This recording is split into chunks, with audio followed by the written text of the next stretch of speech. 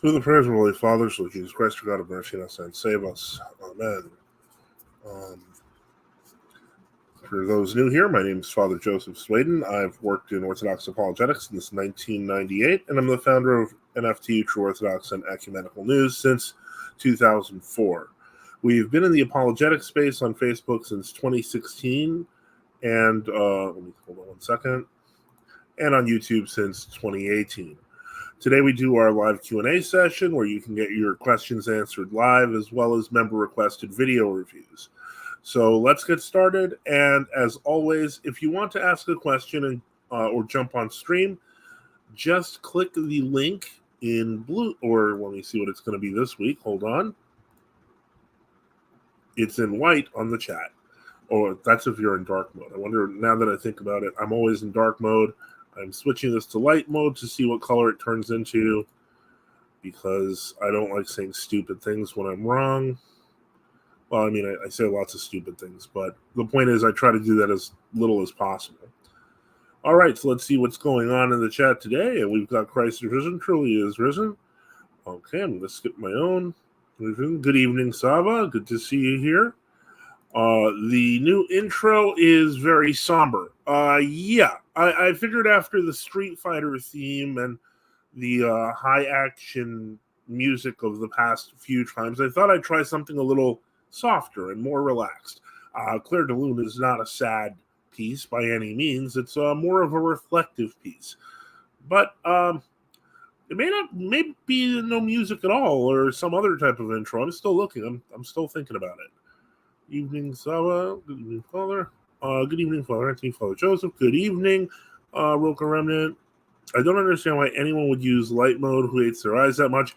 Believe it or not, there are advantages to light mode. Like, my eyes can actually hurt in dark mode. Okay, all right. So if you're in light mode, I guess the box is in black. The point is, the box on the top of the chat, if anyone wants to call in, if they have questions, comments, etc., again, feel free to do so.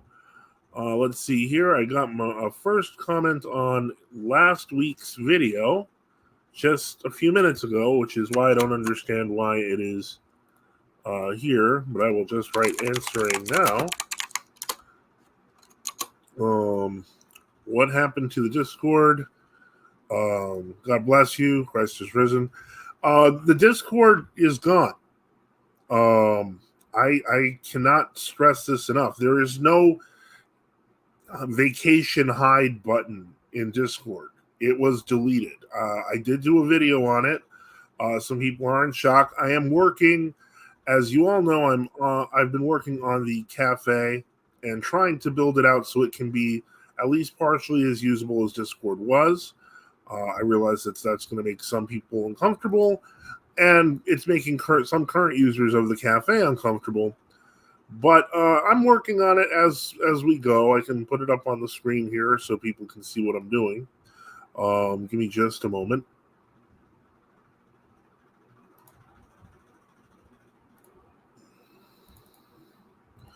So this is the cafe that I've been working on for a while. It's right now, basically I've shrunk down a lot of the forum descriptions and things like that. In the future, what my goal is to move this to the top. It's an actual chat window, and eventually to move topics, etc., to the side. So it will become a much more navigable experience. As you can see, the chat window can do things that we've been used to, like sharing videos as a share of today's video here. And I will make reference to this as we go along over time. Hello, Sava. How is the incense going, Father? Great question, Sava. I'm glad you asked me that. In fact, I will be sending out the test incense, and I'm pretty confident in it, considering what's been said, as promised to various members, donors, friends, etc., in probably tomorrow or Tuesday. And on top of that, I will begin producing more batches, and if everything goes well and I don't hear any complaints, etc., or things people like it, then I will begin selling it next week. Okay, somebody named Special Agent Pac-Man has shown up. So let's see what he has to say. Okay, hello there, Special Agent Pac-Man. What's your question? This is kind of what we do here. Okay, this is private chat. I have no idea what I entered. I'm so sorry. Okay, look, it's all right. Basically, this is a quick Q&A show we do to answer questions, comments, etc., thoughts on the Orthodox Christian faith. If you're interested in Orthodox Christianity and something's holding you back, if you want to tell me that I'm a horrible person, I mean, you can go that whatever you feel like. And if it's completely irrelevant, like you want to talk about a video game, then yeah, I'll boot you off. Just kidding. I mean, it depends on the video game, obviously. How can I help you? Apologies for my previous silence. I was in a public area, so I had to leave somewhere silent. Okay.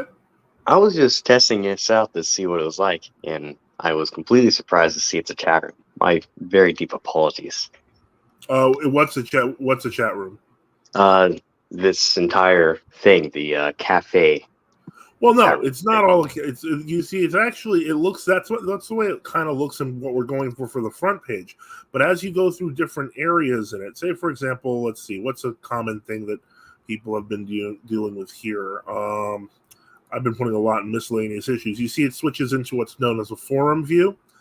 Also, once you are registered as a member, I will show you right here.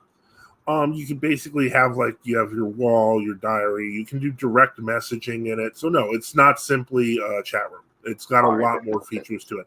Plus, there's even, because one of the things we lost with the Discord, one of the things we lost was our library, and so we started putting up a huge library of stuff. We've got a whole bunch of Orthodox words. Some of these are links. Most of these are downloadable PDFs. So yeah, there's quite a bit going on, and I invite you to check it out. If you see it, let me see here. Okay, so legendary. They like your name in the chat here. Yeah, that name was like 5 years old. My apologies about that. Are you Orthodox? I'm a catechumen as of like 2 weeks ago. Oh wow! Well, who's your bishop? Auxentios, I think is his name. Auxentios. Okay. I don't know the diocese. Is this? I assume you're in the U.S. based on your accent. Yeah. I'm in Portland, Oregon. I'm going to the church Holy Nativity of the Theotokos there at Orthodox. Okay, so you're in the GOC under Archbishop Klinikos, Metropolitan Demetrius. Okay, that's why I was a little bit confused, because I forget that Bishop Auxentius. I knew Bishop Chrysostomos so long that I sometimes still think he's alive. And Bishop Auxentius was his vicar for a very long time. Did you have any questions or ideas, or are you just curious about the cafe? Which we welcome you to join if you want. Yep, I was just curious. This was a very funny mistake, so very sorry to kind of barge into your show. Father, no, thank you very much. Christ is risen. God bless you. Truly is risen. You take care, okay? All right, you too. Bye now. Okay, let's see here. And then, let's see, stop sharing that. St. Euphrosinos Cafe, unofficial rule, do not use your profile wall as a live journal. I don't know. I haven't figured out what to do with the walls yet, so please feel free to do whatever you like. Christ is risen. Good evening. Your observation, comments on OCA Metropolitan Tikhon's visit to the Banshini Monastery today. This is his trip to Ukraine, correct? Because that is, unless we're seeing something else going on here, I've kind of been a bit out of it. I will say that. This week was extremely busy. There were 2 baptisms I had to do. And yesterday, glory to God, we did a wedding. And those kind of were really spur of the moment decisions for the parties involved. So we'll see. Let me see here and just continue. What are your thoughts on the MP breaking communion with Bulgaria? I mean, with the state church of Bulgaria, I mean, they were all FSB agents anyway. The trip to Ukraine. I mean, I'm not sure what to think. I am not sure what to think. I tend to think that when we're talking about those situations, obviously Ukraine is being used as a proxy, you know, in this kind of global conflict with Russia. The kind of the UOC MP got caught in that, where they kind of were forced to become independent, and they've suffered a lot. That said, there have been other Ukrainians, many true Orthodox, none, and not, who also were persecuted by the state well before this started to happen. If there's one thing that makes me somewhat suspicious, it's the idea that this hammering of the canonical Church of Ukraine. Ukraine has been in a very complex ecclesiological situation for a very long time. And I think this is just an attempt by a lot of it is pro-Moscow people to push for it to be branding. Why the OCA is involved in it, that adds a layer of complexity I didn't even consider. I'm not sure why. The OCA kind of, I mean, in a sense, they've kind of reduced in, I guess you could say, geopolitical access since, especially in the U.S., compared to the Greek Archdiocese. So, yeah. I mean, my view is that, unfortunately, it's interesting that the OCA sided with Moscow. But that could just be on principle. It could just be that they find what happened with the ecumenical patriarch so noxious that they just decided that they had enough. Talk about the baptisms and weddings more, Father. Well, I actually asked if they got the okay, if I got the okay to say something more public. Weddings and baptisms are obviously private. So until I get more stuff, I don't generally share pictures out of my mostly local family and friend circle. And I say mostly because the couple of people who are on it right now that are not part of the local and family thing, I mean, I know who you are, so it's fine. But yeah, it was a very joyous event. Very glad to hear it. Vladika, you're here. Master bless. Christ is risen. God bless. Truly is risen. Thank you. Okay, so yeah, neither am I sure what to think. That's why I asked you.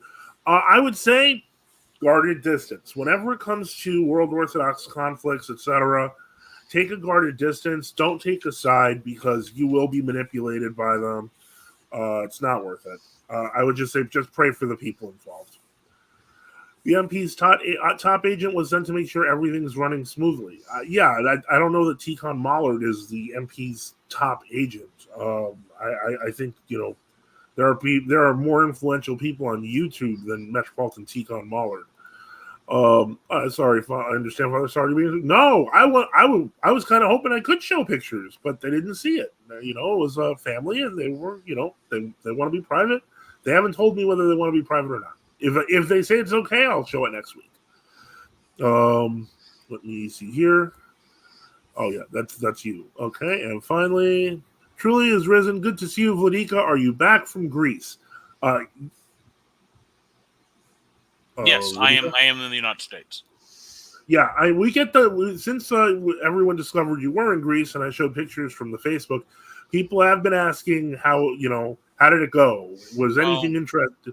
We usually don't tell people when we're going to Greece because people tend to one time someone came to the monastery when we were here and tried to steal stuff. So I mean, wow, really? Yeah. So some Bulgarian man or something like that. But anyway, everything was fine. So I mean, do they want to know about the trip? Yeah, about what happened, how many bishops were there from different things like that.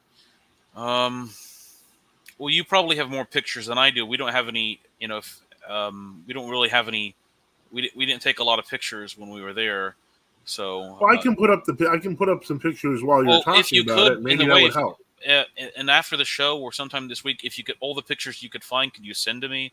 Because I have to Yeah, put sure. together some stuff. So, Hold on. Let me see. I'm the going to start saving pictures so I can start yeah. sharing pictures. Yeah. I suppose the worst part of the trip was actually the plane ride there. It was just terrible. And the plane ride back. But being in Greece was nice. We stayed at the Theogenetoris monastery, and there is like little, almost like little cabins or little rooms that are sort of built distinctly beside the monastery walls, like mini houses, I guess. And we stayed in one of those. They're not very big, like basically, you know, 2 rooms with 2 beds and like a little living room and things. Let me see. There was Vladika John and I went. Um, there was a bishop from Russia, Bishop Trifon, and he was there. Uh, the Our sister Greek church had some of their bishops there. Because they had their own synod meeting on Monday. Obviously, most of the pictures were from Sunday. So, and I believe, there was Metron Carabin, who's like a very tall man. He must be like 6'6" or 6'7". So, and he speaks rather good English. And let's see. So, I really don't know what else to say. I mean, it was a nice trip. So. Okay. Let's continue. Hold on while I do that. I am still trying to create slides. Yes, interesting that the OCA sided with Moscow, especially since an OCA parish in large city sided decisively with Ukraine and has been strongly vituperative of Moscow for years. Yeah, again, that's the OCA's palace intrigue. I have no idea why what happened did, and as I said, I can just pray for the people suffering. That we have to suffering. remember, even if they sided against Moscow, that doesn't mean they're against Sergianism or they're against ecumenism or anything like that. You know what I mean? So right. It's sort of like, do they side with the MPs as the MPs ecumenism and modernism, or the Fanars ecumenism and modernism? That's sort of the issue, I guess. And remember, I recall that the Metron Vladimir, who was like the previous Moscow UOC MP metropolitan, back in like 1999 or 2000 or something, there was some proposal by like various Ukrainian groups to like make abortion illegal, which would have been great. All right. And he supposedly opposed that. He said that, women have the right to choose or something. I mean, just disgusting things, by the way. I mean, reminiscent almost of stuff you hear from El Podorferos. Yeah. It's almost like a lot of these guys simply just gave up on this issue, where they never really believed in the pro-life cause to begin with, except as sort of like a private view or something like that. Like, I'm sure Bartholomew may privately say he believes more Greek children should be born unless they're mentally handicapped, which he believes they, of course, Bartholomew had that famous incident when he was Metron of Chalcedon, and he was speaking in San Francisco in 1992, where he said that mentally disabled children and handicapped children should be aborted and things like that. I mean, some of these people are pretty evil, actually. So, anyway, so. Okay. Let me think here. I'm trying to see if I can save this. That way I can get some quality pictures. Export as PDF. And then I'm going to try to just hit export. Bishops. And so give me just a moment here. And then I'm going to get back to this. Okay, so there's let me see. There's a few more questions. Silly question for Vladika. Do you know Greek? I know quite a few bishops who, even though very blessed to know many languages, can't learn Greek for some reason. No, I don't. The furthest I ever got was I learned I had like these little booklets when I was a teenager and I was in my early 20s. I learned Koine Greek to sort of read parts of the Greek New Testament, but that's been decades. And I know some Greek in the sense of like a very few liturgical chants. I have no opposition to it, but I just never really had that big of a need. I mean, I guess if I was dropped off in Greece and I had to live there for years, I probably would learn the language because there would be like a big need to do it and such. But so no. Okay, next, Vladika, did you get a chance to meet Metropolitan Seraphim? No, he was in a hospital. He has a heart condition, so he wasn't going anywhere.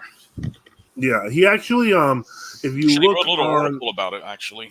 yeah, I was gonna just put that link to that, because he talked about his time in the hospital and how irreligious Russia had become, and how basically, even though there was supposedly a chapel in the hospital, It was never open. The priest was never on duty. So, if you get a chance and you want to take a look at that, give me just a moment while I get that. I'm going to try to see if this was the one. I think this might be the new article that we were talking about. Let me see I here. remember years ago reading that, and this wasn't. These were from some Moscow Patriarchate sources that, like back in the 1990, like the church attendance rates in Russia were something like 20% or something in the 80s or so. It's really low. And yeah. No, that was the golden age because now it's like 0.5%. Yeah. So I think that there was this older generation of people who were in their like 60s or so, and they just died in the 90s and what I'm not sure, I mean, there was also after the Soviet Union collapsed, there was sort of or as it was collapsing, there was sort of this sort of revival and interest in religious questions. And that's how groups like the ROAC came to be, as originally people who were the better of the MP clergy, and they realized they didn't have to be part of it anymore, and so they joined the ROCOR, and a lot of the good clergy simply just left. And then there was sort of this interest in this big burst of church attendance that actually happened like around 92, 93, 94. And the MPs just simply never could capitalize on it. They couldn't really have the answers people wanted. They were having their own issues because there was during that period, there was a race to register all the churches because officially once the Soviet Union collapsed, the churches had no owners. So this is part of the reason why ROAC moved in so quickly, or the FROC back then, to register parishes. Yes. So it was a crazy time. And the 90s were a crazy time already, even with the economy. It was. I think what was happening is the Soviet Union collapsed. Russia, the new Russian Federation was in a terrible condition economically. People were looking for what are we going to do now? They wanted some sort of identity, and when they would go to MP churches, they just simply didn't find enough clergy who were interested, I guess, in spiritual things or in anything that was really fundamentally able to change people. And it just sort of this lost generation that happened as a result of that. Okay. Let me see here. I saw on Orthodox Traditionalist publications that the GOCK plans on canonizing Archbishop Yoasov of Edmonton and Buenos Aires. Any thoughts on that? From what I understand, Archbishop Yoasov was a very holy man. Was this, I guess he was a bishop of ROCOR? Is my guess? Or who would he have? I'm not sure. I don't know who Archbishop Yoasov is. Buenos Aires. Let me see here. Enlightener of Canada, founder of St. Vladimir's Church in Edmonton. Okay, and when did he pass on? This is a while back. Was he? Let me see here. Yeah, he died in 1955. This is history of the Russian Church abroad. So he was a bishop of the Russian Church abroad. Let me just quickly share the image to what information I have. Give me just a moment here.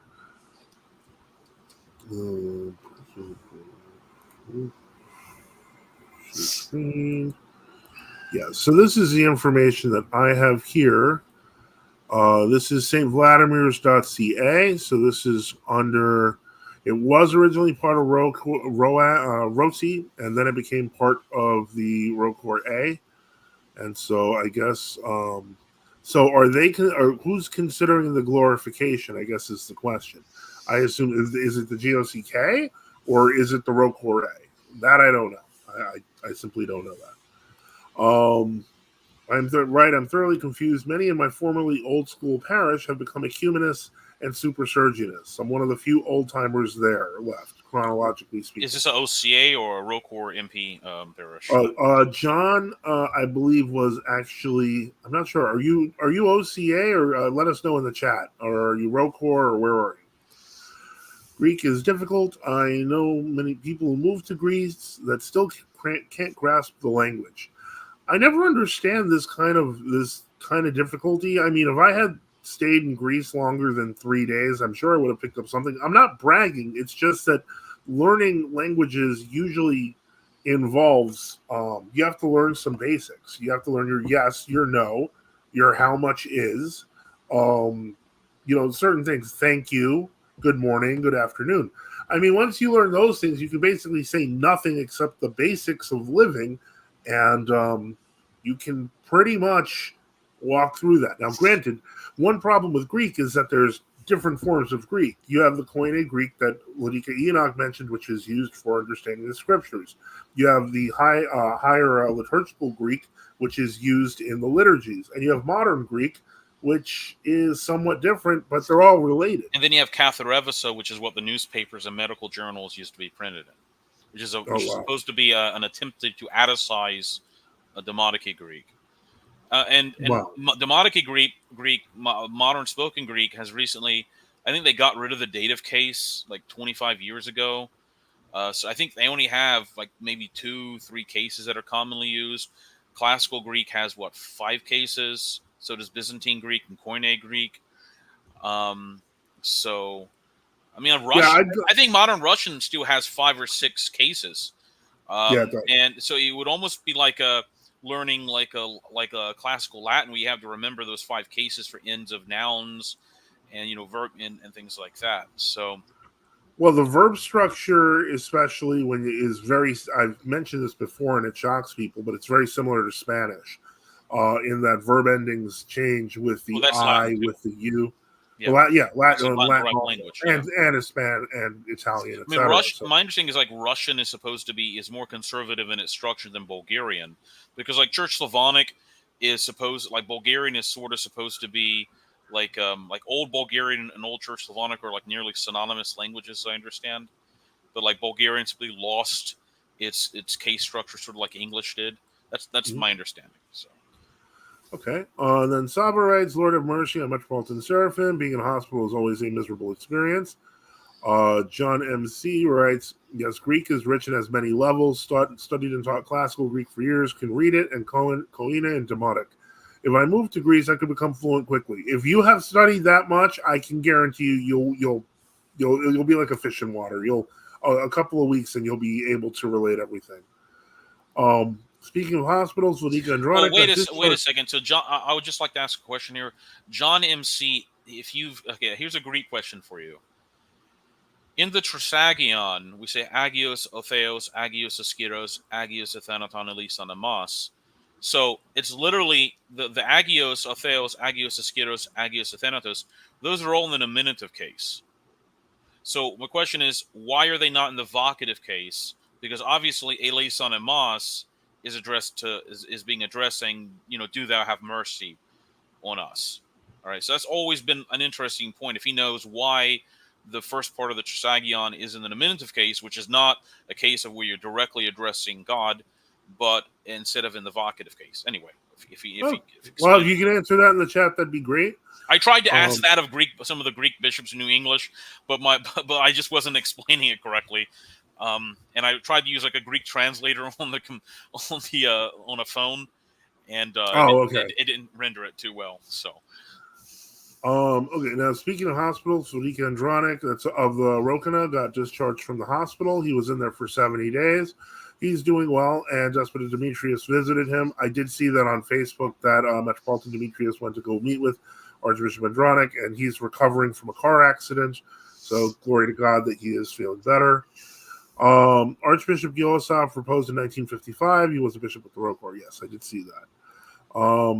But it is hard to become fluent in Greek unless one is totally immersed in it 24/7, 265. But you do have the background that if you were immersed in it, you'd understand it pretty quickly. The GNCK plans on canonizing Archbishop Yosef. Metropolitan Demetrius plans on visiting there next month to do the glorification. Okay, well, that'll be interesting. For me, it seems fluency in Greek requires total immersion. I feel like this is like I'm feeling really challenged to maybe study Greek now, just because people say it's so difficult. I'm very curious. The demonic has 4 cases. Yes. Date of existence in Koine. Yes. What? Our Father Paisius mentioned this point that they had removed the that's what I mentioned. They had gotten rid of the dative in modern Greek and just filled up with prepositions now and things. So. Okay. Let me see here. Bonica and Dronic told me he hated being in the hospital and called it a prison. They're not that different. And he says, agios is an adjective in this situation. Yeah, but I'm saying it's saying agios hotheos, holy the God. I mean, is it just like declarative, holy the God, holy the mighty, holy the immortal, have mercy? Yeah, actually, I think it is, because I've seen as opposed to saying, oh, holy God. Like in English, when we want to talk about the vocative, we oftentimes will add "o," as address. Because it's similar to in Latin when we talk about. I mean, obviously the Trisagion in Latin on Holy Friday for Western Rite is Sanctus Deus. It's not Sancte Deus, which would be an E. And the same thing for the Sanctus. We say, "Holy, holy, holy, Lord God of Sabaoth." Sanctus, Sanctus, Sanctus is in the nominative. So it's almost like it's like the angels flying around when they said, "Holy, holy, holy." They were making declarations about God and such, So emphasis, yes, okay. That's what I thought. I think years ago I had asked this question, maybe 8 years ago, of Archbishop Porphyrius, before he passed away in Greece, and I think this is what he told me. That okay, so anyway. Also, with the health of Orthodox bishops, Metropolitan Anthony Orlov recently had a stroke. He's very sick. Prayers would be appreciated. I have not heard that name in many years, so God keep him. That makes sense. You would pair a nominative adjective with the vocative at the end. Emphasis, yes. I have asked the same question. Boja, yeah. I'm sorry. Go ahead. Yeah, Boja is vocative. Yeah, I'm sorry. Mm-hmm. I'm sorry. Go ahead. It's okay. So this in Slavonic, the Trisagion starts in the vocative, sviati voja, but in Greek it starts with a simple declarative. Yes. And so that's Well, remember when the Slavonic services were translated, presumably the 800s by Saint Cyril Methodius. I mean, maybe earlier, but let's say Saint Cyril Methodius definitely. They oftentimes, I wonder about their. I've read. I don't know Slavonic enough. A little bit of studying about their translation methods, because obviously when they chose to translate parts of the creed, for example, they chose the word instead of for like one Holy Catholic and Apostolic Church. All right, I think the word is like Sorbona for Catholic, and for baptism it's what Crescenia, like almost is the word they use for baptizing. Crescenia, something like that. Yes. Whereas, like in English, because our in the English language, our entire more or less our ecclesiastical terminology derives from Greek via Latin. So obviously, when the Anglo-Saxon peoples were converted, we just said baptism, or we just said bishop from episcopus. Or priest is originally from the word prester, from presbyter. Right. So, but in Slavonic, it seems Slavic countries, they almost began, like St. Cyril Methodius began to employ, at least for some of these terms, almost like maybe almost not quite equivalence or the intention of what they thought. That's an interesting question. Because I've read that early Slavonic liturgical texts are oftentimes more... people describe them as more stilted because they're most, I don't know. Anyway, interesting question. So, and welcome, Father Boniface. Christ is risen. Anesti, alithos anesti. Right. Oh, so since we're on the topic of Greek, okay. I recently found an article about the burial services of a Bishop Hilarion of Texas, secular name Robert Williams. Was he with your synod? Yes, he was. That was Archbishop Hilarion of Texas. He passed on, I believe. In fact, Bishop Irenaeus did the funeral for him. Oh, okay. Well, Yes. I didn't. I was curious about that, but he was with our synod. He was originally much more active when they had the monastery in Texas, which was, I'm guessing, something like over 20 years ago. Over 20 years ago. He kind of immersed himself in his work as a university professor who was studying. What is that? Like, he was a Mesoamerican paleontology. No, he was an archaeologist in Mesoamerican studies. Okay. He retired from that. He was already in pretty bad health when he passed away. Yeah. Let me see. The secular story basically concentrated on the fact that Archbishop Hilarion had been married back before he became any clergy back in like the 50s. Right. And he had a bad divorce with his wife, and all the newspapers his estranged daughter went to his funeral. It's like, this is it's sort of like how liberals, when they want to find something to say about a clergyman or whatever, I don't know. They find the worst, but yeah, it's pretty sad. But we were pretty sad when he went. Yes. Let me see here. Where are we? In Greece, the vocative of theos, i.e. thee, is very rare. Okay. Chris Dabrowski says ancient Greek is a lot more liberal with the articles. You would even say the James normally in ancient Greek, whereas in English it would sound weird. Yes. Sava says, question for Vladika, are extreme weather conditions and natural disasters, tornadoes, hurricanes, etc., a post-fall phenomena, or did they exist pre-fall too? They're a post-fall phenomena. Things, animal death, not just human death, but animal death, decay, rotting, what we call in physics they talk about what is it called? Like how the tendency of things to run down. Entropy. Second law of thermodynamics. Yeah, that's all a result of the fall. And I mean, I guess you could say to some extent, like the devil had the fall first, and like he fell with his angel, with the wicked angels, but they couldn't really get it. They had to get to the physical world through Adam, because Adam was like the king of creation. All right. So if they could get Adam and Eve, who like the heads of creation under God, to fall, they could drag the cosmos down with them, essentially, which is what they did. And which is why our Lord eventually came, because he becomes the new Adam, the new head of the father of the human race. In that sense, I mean, obviously he doesn't become God the Father, but he's the new Adam. And there's a recapitulation where things are being worked backwards, through the incarnation, the resurrection, and then finally the new heaven and new earth. So things are beginning to. What's happening in the universe is things are going to gradually run down, then the second coming, and then there's the new heaven and new earth. So those are all phenomena of the post-fall period. I even suspect that they've gotten worse over time. Because remember, we read in the scriptures in the antediluvian or the pre-flood period, it was men lived on average to their 900s. It was almost like aging slow was like a 10 times slower than it was. And so even though Adam and Eve fell, and that's true, and their fall was great because of, had massive spiritual and physical consequences. In comparison to us, they were still immensely, you might say, genetically, physically superior in comparison to any of us today. All right. And so I suspect what happened is as things progressed, and then you had the flood, the destruction of humanity, the 8 people surviving. There was I think that was. Bottleneck also happened at that point. Yeah, that was a genetic bottleneck. Yeah, so you notice Noah lives to be like 700. I can't quite remember in his 700s, and then the ages begin to drastically go down. Like Abraham lives to 200. I think Isaac lives to 180. Jacob, I think, lives a little bit younger, and then Joseph goes. By the time you get to the patriarch Joseph, it's like 110. He dies at 110 or 113, which is where we are now. Yeah. So that's sort of like humanity sort of just has run down its course. It makes sense because of the fact that when you think about it, and this is something that we have to consider when we're talking about the pre-flood scenario, it talks about how the evils of men had multiplied so far upon the earth. Yes. This comes from the fact that you have accumulated human wisdom in effectively what is a young body.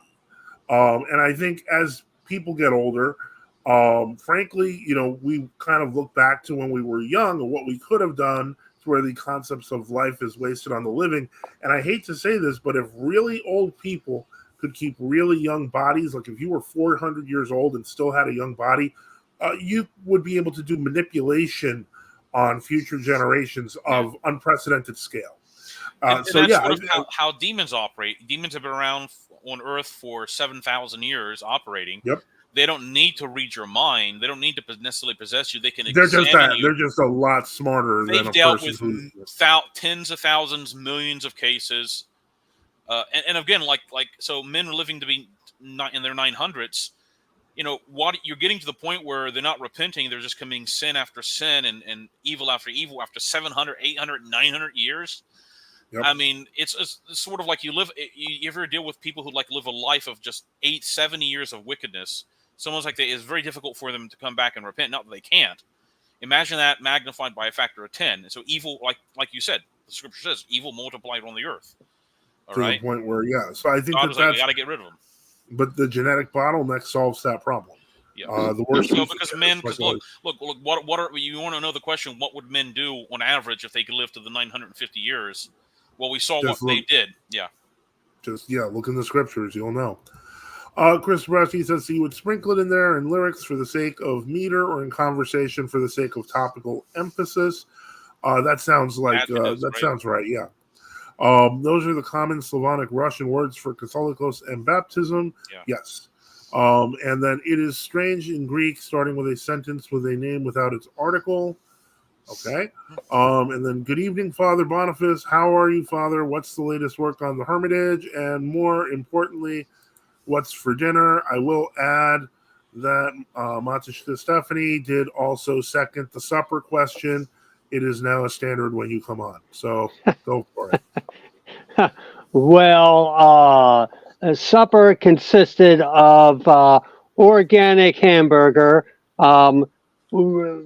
fried in there with organic onions and organic olive oil, along with some yellow squash, and topped off with some orange mango juice mixed in with water, and served by myself at the restaurant here on in Murcott Street, hoping to move over to the next place as soon as possible, but it's going to be a while. But anyway, so that was the menu, and so anyone is welcome to come join me. And so as far as the Hermitage goes, I'm getting some painting done, and moving along with that slowly but surely, amidst of many other things sometimes that pop up that I have to do, and pastoral things and ministry things, and so I'm getting there. So appreciate the prayers, and thank you for all of your interest, and I'll work on my culinary skills too. So thank you. Okay. Blue Hill says you have to say "Oh Yakovos" or "Imaria." Chris says I didn't know it carried over to the modern Greek. That's useful to know. Would that be the monastery on 6th Street in Austin or the Blanco? That would be the monastery on 6th Street in Austin. Blanco was never under us. They were that was under a real monastery. Yeah, that wasn't ours. Memory eternal towards Bishop Valerian. I wish I could have met him. My brother in the flesh did archaeology and Mesoamerican cultures. I went with him a few times. It's a personal fascination. When Archbishop Valerian would people would ask him about is there any truth to this Book of Mormon? And he would just laugh about how absurd. If you're an archaeologist and historian of Mesoamerican cultures and ruins, the whole Book of Mormon is just an absurd, tissue of. It's something that an 1820s New York, upstate New York guy would write if he wanted to sound like he was being smart. Because back in those days, people heard about these ruins and they just, It would be like the Jungle Book or those well, it's sort of like comics Joseph, about like Joseph Smith talking about people living on the moon. All right. Yeah. And it just seemed like he probably wrote it thinking no one's ever going to go to the moon, so it's like they're going to disprove it, you know.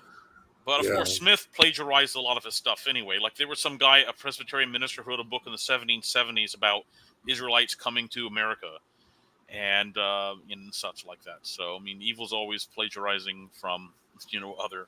So it's not doesn't create anything really. Okay, and John MPC writes, empathy, things fall apart, the entire cannot hold. Yeah. And greetings, death to compromise, God bless you, and Christ is risen. Okay, waving. Joseph Smith himself didn't even read the so-called Book of Mormon. It's a joke. I've never heard that. I don't know. There were 2 or 3 versions. There was one version he made, and then he gave it to this guy, and the guy lost it, and then he had to make a new version. Yeah, and then he says he translated it looking at a stone inside his hat. Yeah. I think that's a reference. There are 2 or 3 stories about that, by the way. Yeah. Because they revised it because it always try to make it look less ridiculous.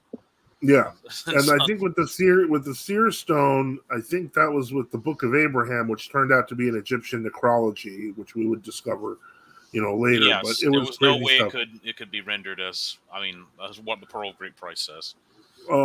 Joseph Smith was a 33rd degree Freemason elder. He was a very young man in that position and got such a fast promotion in the lodge because he was a procurer of loose women for the lodge. It wouldn't surprise me. Well, he was later kicked out of the lodge also. Yeah. And then he began to proclaim that the Freemasons were evil. Yeah. And even though he adopted some of their, his claim was that they had preserved ancient ceremonies from the Temple of Solomon, but he was going to restore the true Masonry or something like that. So, I mean, so far as I know, only Artok has anathematized Darwinism, evolutionism. Does the Metropolia have any plans to do the same? Not aware of it. Not really. Yeah. So, I mean, I don't believe in it, but I'm not. I mean, if somebody wants to bring it up, that's fine. So, yeah, we can't just.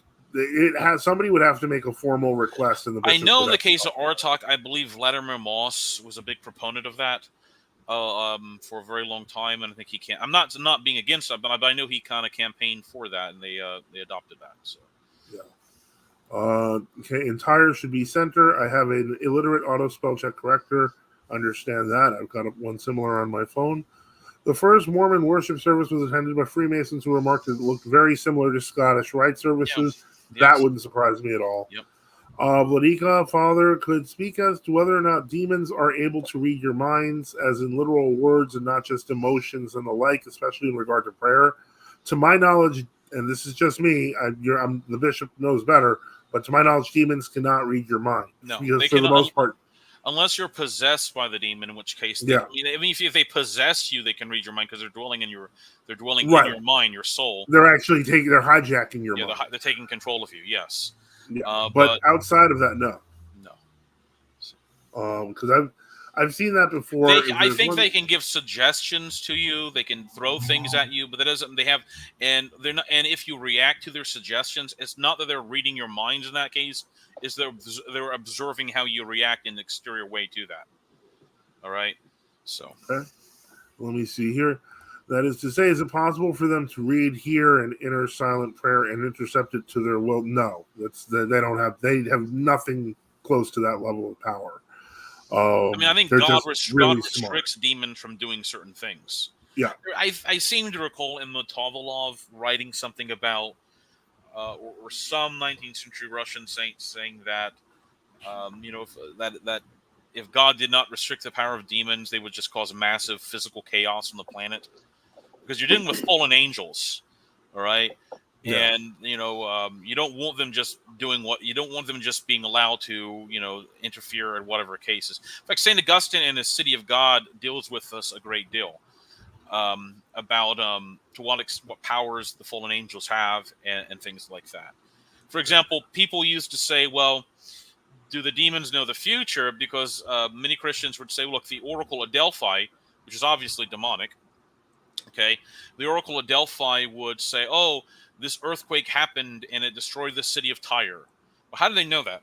Well, the reality, St. Augustine says, is the demons actually could look into the. It's not that they predicted the future; it's that they could look into the interior of the earth. And at that time, St. Augustine, they didn't know about tectonic plates, so they just thought, well, there are these like underground tunnels, and there's water down there, and it collapses, that causes earthquake. So St. Augustine, the fathers would say, is the demons see the physical processes in the earth, like kind of like having a like a sophisticated earthquake machine or Well, whatever. they're incorporeal; they can go through the earth. Yeah, yeah. So I mean, just because I have a sophisticated technology or the equivalent of it in my abilities, and I can say this is what's going to happen, doesn't mean I knew the future. It just means I can observe natural phenomena a lot more clearly than you can and extrapolate from Exactly. Let me see here. Wicked Wally says Freemasonry is such false advertising. Never got one free brick or concrete. Drum roll. And you've used that joke before. And I don't know if it was here, but it was somewhere. Wicked Wally says facts, and then follows up with, I saw a Freemason lodge that was a wooden building once. They really cut some corners on that one. The local Freemasonic Lodge is closed down for some years, thank God. It was called Genesis Lodge. And we used to pass it all the way going down into Bloomingdale, I think, to the Chinese, or Butler to the Chinese restaurant. And it was a totally a rectangular stone building, stone exteriors, no windows except for what you could see going into the door. All right, and now it's some sort of, I don't know what they're doing with it now. It's not there anymore. All right, I got a lot more of these Freemason jokes. We're paving the way for more. Okay, the Freemason jokes are going. Let me see. Chris Dabrowski says demons could push you spiritually from the outside to pray improperly, kind of like how someone blasting a vuvuzela at you or a boombox blasting bad lyrics would affect your prayer. Absolutely correct. It's not that they're not capable of doing much supernatural damage inside your soul or anything. Say the Jesus prayer out loud. Use the name of Jesus. Write out, Lord Jesus Christ, Son of God, have mercy upon me, a sinner. All right, you can blast right back too. I think that one issue would be how much real estate you give to the devil. And you don't give them the real estate. Say the Jesus prayer and refuse their suggestions. Yep. And then what does it mean to worship God in truth? 4, what does it mean to worship God in the Spirit? Besides numbers 2 and 3 being missing, which confused me a little bit. I mean, Ladika, what's the best answer you want to give to this? Oh, well, let's look up the patristic answer real quick. Instead of me giving my own interpretation, that is from the Gospel of John, correct? Yeah. Mm-hmm. John. I have my own answer. Make sure is John 4:24. Let's see what St. John Chrysostom says, right? Okay, you want to share the screen? Or? Yeah, I will. Hold on. I will give it real quick. 4:24. St. Chrysostom's homilies on John. Let's see. John 1. Give me 30 seconds, and I will give you the answer. The St. John Chrysostom's answer, which is going to be my answer. Okay, 4:24. Okay, go to the next homily. Am I doing this right? If you're asking for, I don't. How do I share the screen? Does it have a present button? In the menu. On.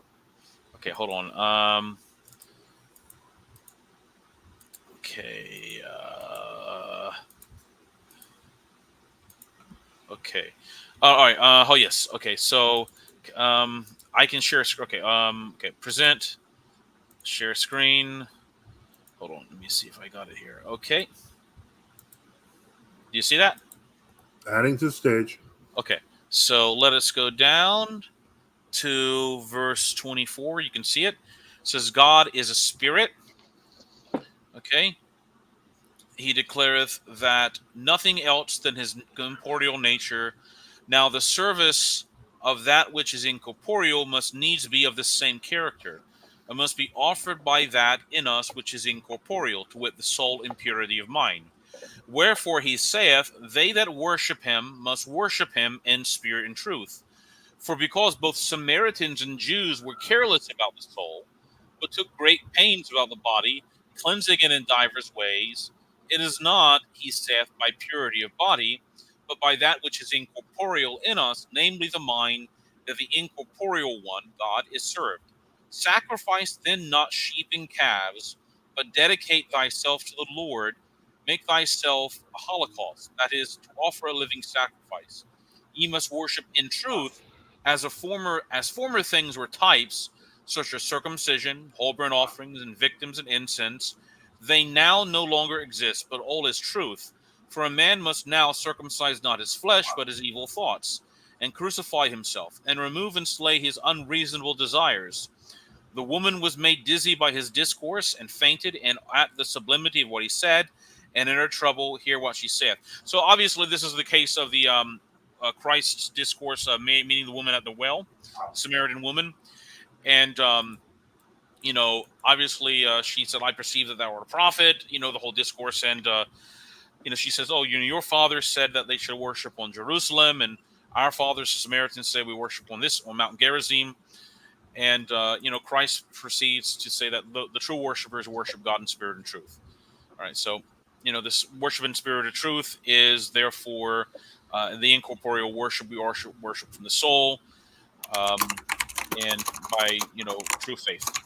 So it's not necessarily everything exterior, circumcision, the whole burnt offerings, the animal sacrifice, all those exterior forms of the Old Testament and such. And of course, if you read through the Old Testament, even though God continues to command external forms of worship like he does in the New Testament, the Lord through the prophets was oftentimes reminding the Israelites that they have to do more than just externals. All right, that these external forms of worship are supposed to be indicative of contrite heart. Like it says, like we read at the very end of Psalm 50. All right. So you can offer all the animal sacrifices, the whole burnt offerings you want, but if you don't have a contrite heart, a repentant heart, and offering that to the Lord, then the exterior forms of worship are not going to benefit you personally.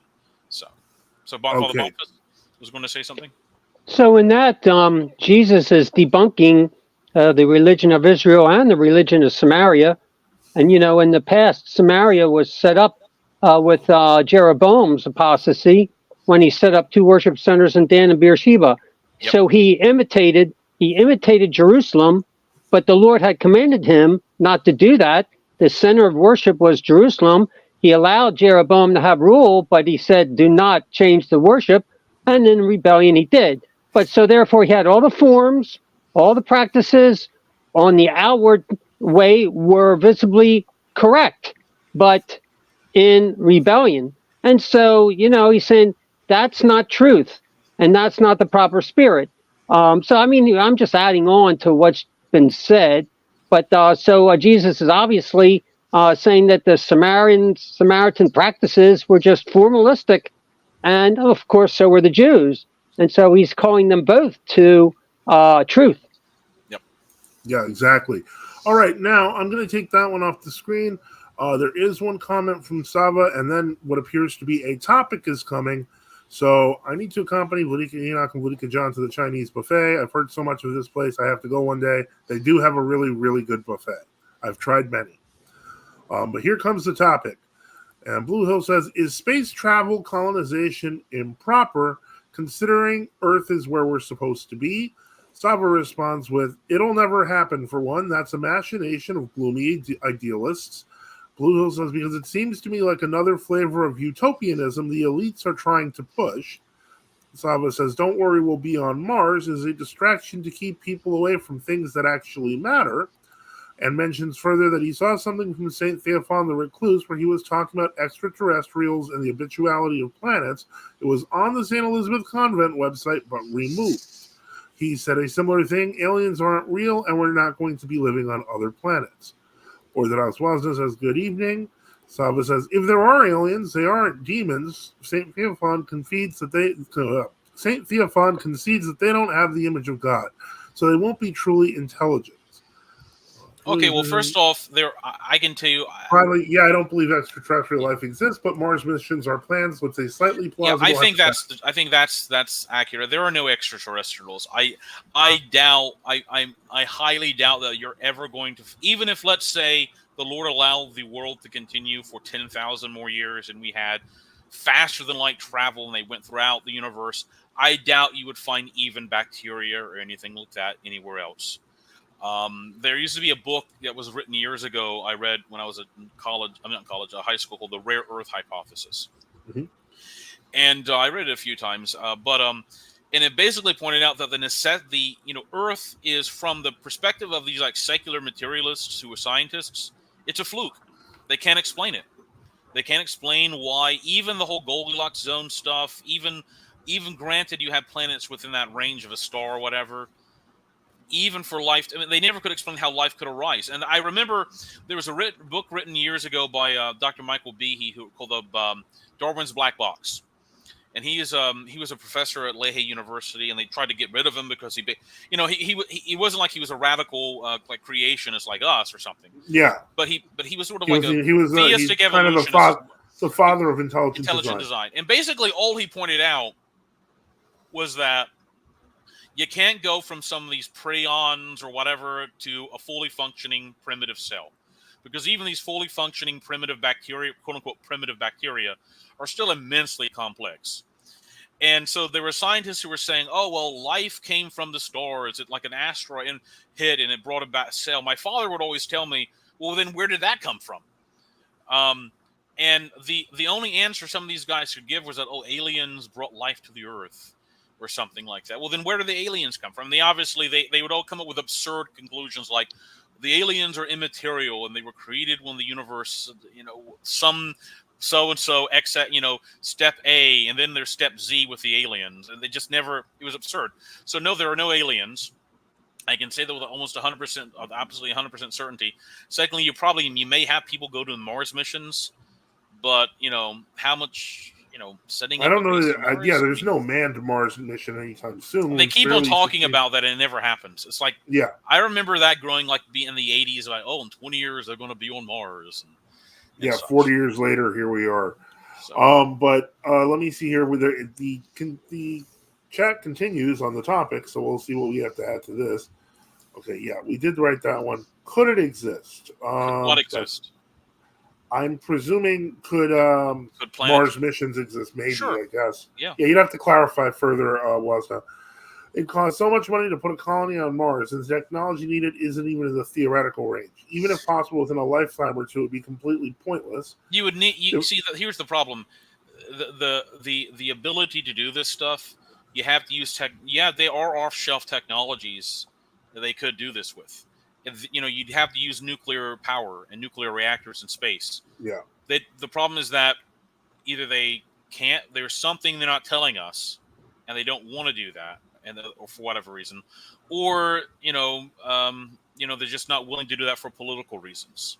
Well, a lot of people point to the Van Allen belt as proof that probably nothing has really gone up because it's okay. Well, you can always. The point is that you can always. I mean, if you really wanted to put the money in, you could build a ship that could be sufficiently shielded against that type of radiation. Yeah. But I'm just saying that, you could have these missions. You could a lot of this like world of tomorrow stuff that they predicted in the 50s. I think theoretically, a lot of it could be true.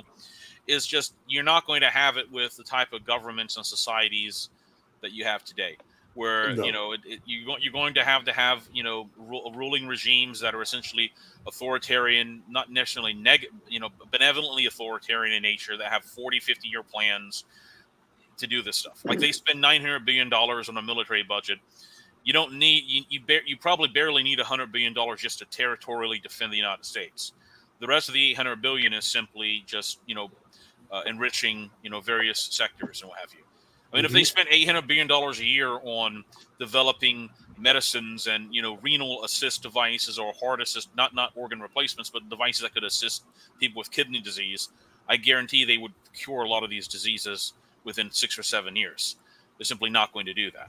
All right. Yeah. Instead, they're going to concentrate on building ships that might get to Mars after 6-8 months, going through who knows if the person's going to be alive by the time they reach there. And then they're going to set up solar panels on Mars. I mean, it's getting kind of crazy. So I think they could theoretically have it, but no, not the way they're describing it.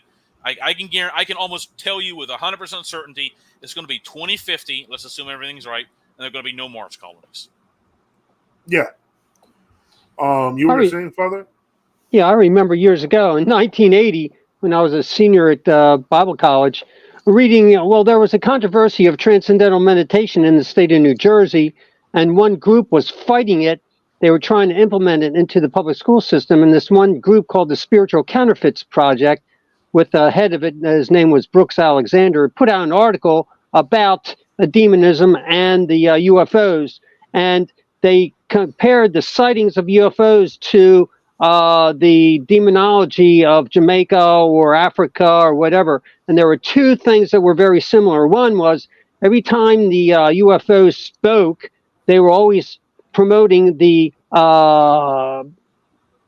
blessing of mankind, the humanism. And then second of all, after a sighting, there's often found a stench. And these are similar to the demonic experiences and messages that are in these other foreign countries. And second of all, today, I think you can see that actually the U.S. government is using all of this hoopla propaganda to promote a culture outside of Christ, which is demonic, which captures the attention of the people to believe in all this stuff as practically a new religion, and enables the government to exercise control over people. And so you have a lot of this, it's connected to the occult and is connected to government, CIA, mind control and manipulation. And then the media puts it out there basically to keep people in subjection and to distract them from, let's say, Christianity, true faith. Yep. Yep. I mean, I will say, I was just going to say real quick, I will say that side conversations, like if I see it's a conversation between one person and another person in the chat, I'm not going to put it up because it confuses the chat and makes things go weird. So I'm just things that don't have an @ I'm going to do. And let me see here. The cost to do it compared to the actual usefulness would be unsuitable for any real purpose. Also, Mars is my least favorite planet. Feodor is correct. I'm going to look for any more. To give an example, it would probably be if there was some genuine problem with overpopulation, which is not really an issue, to be honest. If that was really a problem, it would literally be cheaper to build, like O'Neill cylinders in space and spend the money there to create gigantic space habitats than it would be to colonize Mars.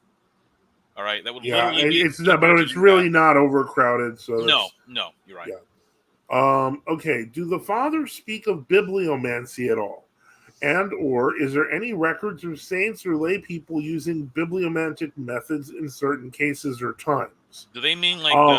Can they explain bibliomancy? Well, bibliomancy is divination using like a Bible. So first off, the concept of it would be very, very foreign to the fathers all the way up to the 16th to 17th centuries because there just weren't that many printed Bibles. But it's like the idea you take a Bible and you try to ask questions and then you just open it up. Like you're using it like a Magic 8-ball. And if you find something on the page, then you kind of, that's the secret meaning from God, even though, frankly, that almost sounds like do you remember the years? I remember it growing up as a teenager, since my grandmother used to watch TVN all the time, and so some of my relatives. The Bible Code? Yeah, the Bible Code, yeah. And they would always say, here's a computer program, and it found JFK's assassination, and this and that, and where have you. But then I remember they debunked some of that. Like, they didn't find any of these names. They found sort of things they interpreted to be names, and it was like, it was only 18 spaces away from another word, that if you put that word together with another Hebrew word 40 spaces later, it could mean death or something. I mean, it's, that's what it reminds me of. That's almost like a Kabbalistic type interpretation that you got from these Talmudic rabbis, because there's always like the Judaic rabbinic teaching that the Kabbalah is the Talmud unveiled or what have you, right. So I think we can safely go ahead, Father. Well, if you can take, for example, a funny story here. Somebody opens up the Bible and says Judas went and hung himself. And then he opens it up in another place and it says go do thou likewise. Yeah, exactly. So that's the case with it, where It would be. It could be very destructive. So yeah, the Bible is obviously holy and it's the written word of God, but that doesn't mean the devil can't himself use the Bible for misinterpretation, which he does. Right, he attempted to use it on our Lord. Yeah, he quoted scripture. But obviously. yeah, so I think the answer to the question is it's still wrong. Divination of any kind is wrong. So no, there's no record. I would guess that there's no record, and I'd be surprised. I challenge you to find something so we can take a look at it and analyze it. John MC, Samaritan woman, Fotini, Svetlana, Lucia, beautiful names. I suppose it is Nira in Hebrew. Carrier of light. The extraterrestrial aliens are infernal demons. Absolutely. That is our suspicion as well. Wasna says, if you look at the being lamb that Aleister Crowley contacted, the being oddly looks like a gray ET. Well, of course, Aleister Crowley. I mean, yeah. Well, the demons loved him. More than likely a demon. Absolutely agree. And I mean, I think that case speaks for itself. Seems rather pointless to me as to why God would create life outside of Earth. If animals were made for the service of man, what would an alien in Alpha Centauri do for man over here? Well, I don't believe there are animals outside of Earth. Yeah. So that's I have nothing to, if we were in theory to find animals outside of Earth, I'd probably just assume that they were like animals here, except bigger. I mean, we have elephants on Earth, we have tigers on Earth, we have lots of animals that are quite capable of killing us right here on Earth. So I don't see why we have to imagine that there's more of them. Panspermia, it's infinite regression. It's tortoises all the way down. Exactly. And some people believe we live on a tortoise. Dr. James Tour is a Messianic Jew, is one of the most accomplished biochemists you can find, and he makes materialists angry by pointing out with hard science how biogenesis can't work. Indeed. Common theme is most sci-fi horror. Aliens are the creators because there is no Christian God. The aliens hate us. They want to destroy mankind because mankind doesn't stand upon the world. That's the whatchamacallit. We talked about this as Warhammer. Ridley Scott guy. Alien. Prometheus. Alien. I read the synopsis on Wikipedia, basically. Yeah. That you notice none of these signs, almost all the most unless you're dealing with like certain types of what are called hard science fiction, most science fiction is in that it's materialist. Yeah, it's materialist propaganda. Let's see. Sounds like what Satan wants to do. Very true. Okay, that was written for Wasda, not me. Those who said we went to the moon somehow lost all the telemetric data, and now they say they lost the technical expertise that got them to the moon. Yeah, that's actually not unbelievable, though. Yeah, I mean, considering how incompetent people. I mean, I know that's also it's possible they faked it. I'm not saying that didn't happen, but I would not be surprised if they did destroy. If everything was simply destroyed due to incompetence. It is possible. I accept that within the realm of possibility. The other part is, remember when they built the Saturn V rocket, a lot of it was custom built. They were massive amounts of engineers, expert welders. They were not building. I mean, like you look at like a SpaceX, they're using assembly line technology. All right. So I mean, I don't know why you would want to rebuild the Saturn V because it would not be as efficient compared to modern rockets and such. Yeah. Have you? But remember, they designed like these liquid fluoride reactors back in the late '60s, and they closed down the program in '70. And for like 40 years, no one heard about it. And then they discovered like 50 boxes of hundreds of pages of research material and some, the closet that was going to get thrown out.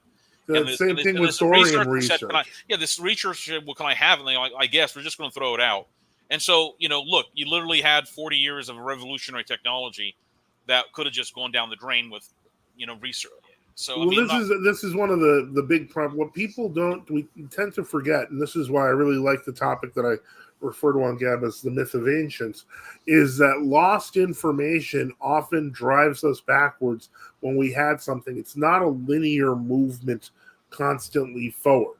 In Egypt, papyrus became standard because it was cheaper than the production of paper, which also existed in Egypt 3,000 to 5,000 years ago. Or animal skin. I mean, it was right. They chose vellum as opposed to paper because paper was too expensive. It was used for fancy things, and so we wouldn't see paper again for another couple of thousand years. And also remember papyrus. So you look, you got to slaughter probably something like 10 cows to get like 100 sheets of vellum's a high quality form of it. Right, vellum is for like leather. Yeah. Well, you can use vellum books. Manuscript paper. What is the name for manuscript paper that's not papyrus made from animal skin? I cannot. No, that's vellum. That's vellum. There's a lower quality. Anyway, point is that if you bring papyrus up into like Northern Europe, like you can use it, but then if it's going to start to disintegrate after 30, 40 years in England, all right, because it's so damp, or in France or what have you. But you look, the Book of Kells, which was written in the 700s, there was one point it got lost in a bog for like 150 years, literally in like a bog. This animal skin, high quality book, and they found it, and it was in perfectly preserved condition. All right. The number of volumes that have been sitting in Athonite monasteries as doorstops suddenly become great discoveries because they're lost to society. And the reason papyrus can survive in Egypt because it's a dry climate. You find papyrus buried in the desert or in a tomb or something like that. But if you're living in like Europe, Northern Europe, you're going to have to use animal skins. And so I mean, we still have something like several thousand manuscripts that come from Anglo-Saxon England. That are made on parchment. Parchment is the name for animal skin. Parchment paper, general name for it and such. Have you? So but my point is this: and we're talking about the fluoride reactors, or we're talking about thorium. In the case of thorium, we know that the main reason they didn't use it was because the Department of Defense had no interest in it. You can't make nuclear grade weapons material from it.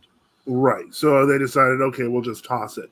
So you see people maybe not even acting maliciously, but self-interestedly can destroy massive, what would appear to be futuristic or progressive things. Imagine if suddenly, we could imagine people creating thorium reactors that are safer and great. There's lots of power. People would find a way to monetize it and eventually try to take it over. But the point is that it is possible, at the very least, that's what happened with the moon landing. But we have to see. Granted, this was not for me. This was for someone else.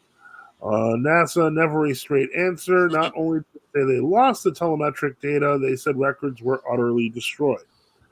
I mean, I'm open to the possibility that they faked a lot of stuff. I mean, why not? Yeah, we know that they did. So it's going to be a mystery for a while. Sava says Father Boniface is correct. They always talk about UFOs whenever an actual issue comes up. Whenever people distrust the government too much, UFOs get brought up somehow. Oh, yeah. I mean, just look at earlier this year, the end of last year, when they brought up the little alien dolls. That was ridiculous. Also, Project Bluebeam was a thing. Do you remember the congressional testimony? There was somebody who had been like a former Air Force colonel said there was a crash and biologic non-human entities were recovered. Well, the problem is that to say biologic it could have been monkeys or pigs, and that literally would be biologic non-human entities. They could have found just so it's almost like even the way they explain it, they're explaining it that if you're smart enough that you could understand what actually being said, not necessarily smart, but you're perceptive enough. So they're sort of like lying, but they're also leaving it open a little bit where they can't be accused of being lying. There's something about that. I don't know, revelation of the method or something. It's interesting. Yeah, I think that's also what's happening with the Project Bluebeam thing. I actually read The Life of Elder Nectari a couple of weeks ago, and he strictly said not to randomly open up the Bible and to try to get answers from God. I think that answers that pretty straightforwardly. In classical Rome, the Enid and Eclogues were employed for bibliomancy. Well, that would be lowercase b. This sort of sounds like what's it like, that ancient Chinese divination? Yeah. I mean, reading tea leaves. Yeah, the ancient Romans and Greeks. It's like, you remember when we did a Halloween episode earlier last year? Yeah, the spooktacular. Yeah, exactly. And we went through like Saint Isidore Seville talking about like ancient Latin and Greek methods where they would take like dolls and stick pins in them, which sounds just like voodoo. It's because of the demonic. Voodoo, yeah. Yeah, it's like a lot of these things people look at like Haitians or West Africans or like, oh, these primitive people. Well, like Romans and Greeks were doing, and even some were doing the same things 2,000 years ago. And even in Saint Isidore's day, they were having to get rid of a lot of this folk superstition that was prevalent, that was survivals of like magic and such. Like Saint Martin of Braga, the one of the reasons the Portuguese language, the days of the week are totally Christianized. All right, Sunday is Domingo, Saturday Sabato, like in Spanish, Friday Peresquiva, but Monday, Tuesday, Wednesday, and Thursday, they're not Luna, or they're just Feria Prima. All right, I'm sorry, Feria Segunda, second day, third day, fourth day, fifth day, and such. So now, interesting, in Spanish, the Monday is Lunes, which would therefore mean that was still, still paganism. So, but I'm saying that's like Saint Martin of Braga, like in Portugal, they made a point of like extirpating all of that. All right. So Spain was a much larger area to control. So, anyway. So. Okay. The rabbis who invented the Bible code were total scam artists. That's been true. It's a trope in science fiction writing whenever talking about space colonization, even if the most grounded of writings that will rely on already existing technologies such as fusion reactors. We have these technologies now, and we're not any closer to space colonization. It's strange hearing actual quote-unquote scientists talk about this tech nowadays, like sci-fi fiction writers. That's true. It's strange to see how idealistic and fantastical the people promoting this stuff are. Well, I mean, idealism, even if it's misguided and fake, is still by its nature, what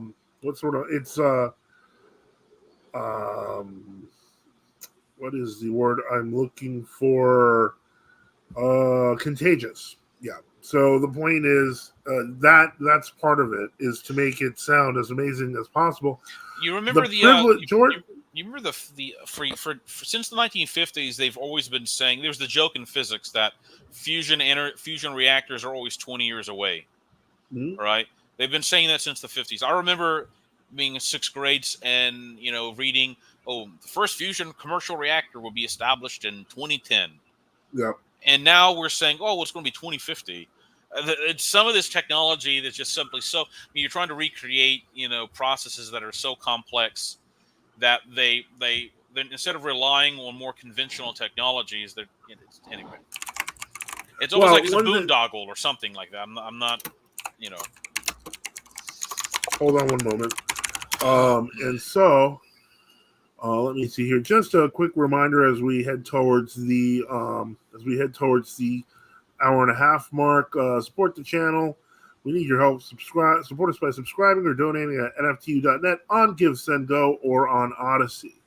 More than that, let me get over here. The other point to bring up real quick, and I know not to get too, but the whole colonization thing is that you have to continuously pour literally hundreds of, like the amount of money they spent on the early space programs, which was, I think the early space program was actually really a way to spend a lot of money researching ICBM technology, and with an outward appearance of being for civilian purposes and such.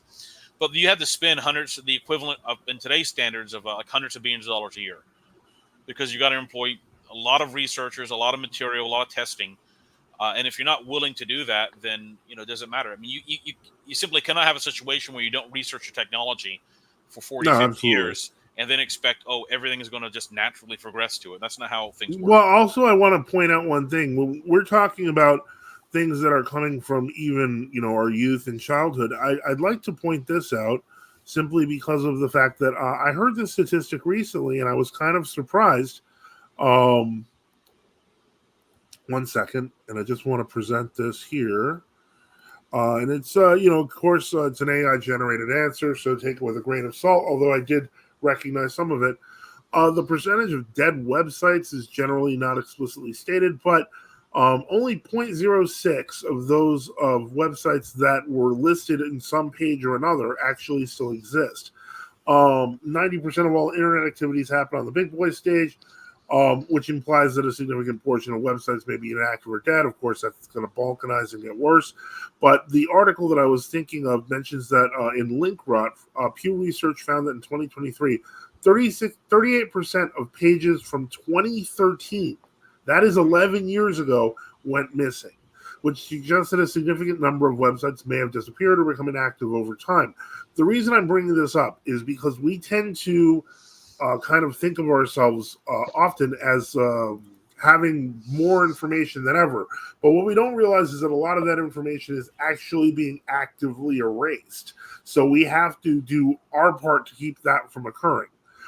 Now to get back to let me get back to the comments, and we're going to get right here. And oh boy, let me see here. I'm looking. Give me a moment. And if I missed a comment, let me know. If the comment was directed to someone else, it doesn't matter. The Privilege Planet. This is interesting. I saw that Bishop Moses of Toronto is doing a screening of this movie. I believe it is available on YouTube. It looks like it's about an hour and a half, which interviews various scientists, etc., explaining precisely what we were saying about how the impossibility of the whole multiple Earths thing and how this is a very unique planet. So yeah, the Privilege Planet is a video on YouTube, and as I mentioned, in Toronto, if you're part of the GOCK, they're doing a presentation on it. Whitley Strieber. Oh, go ahead. I think that really one main issue is metaphysics, is that people are living in alt realities, and all this is feeding into it. Yep. And that's a problem, because what's really happening is as people are trying to branch mentally into these alternate realities, people who really want to rule the world are taking advantage of that. And what we have to do is reground and recognize where our real enemies are. John M.C. writes, Whitley Strieber told me personally of his experiences upstate New York with visits by extraterrestrials. They shy away from light and from the cross. He also mentioned a strange, unpleasant odor. Wow, what interesting aliens. They sound so familiar. Prometheus sucked. Worst movie I've ever seen in a theater at release. I'm sorry to hear that. Today's prologue from Oakwood mentions Tertullian. The text referred to him as a saint. Is this another Tertullian or possible misprint? Give me one moment. There were multiple Tertullians, by the way. Well, I can check. Hold on. Tertullian of Carthage, or the one in North Africa, the almost unanimous testimony of the fathers is that he left the church into a schism and a heresy. Well, give me a moment. I'm just going to check today. What is this? Today is the the 20th of May. Okay. One moment. Checking. He might be using the present calendar. Compare both. Okay, all right, I'll do that. Yeah, today is Thalelius, the martyr Asclus, the venerable Stephen of Piperi, and the homily. So now let me check June 2nd and see what it has here.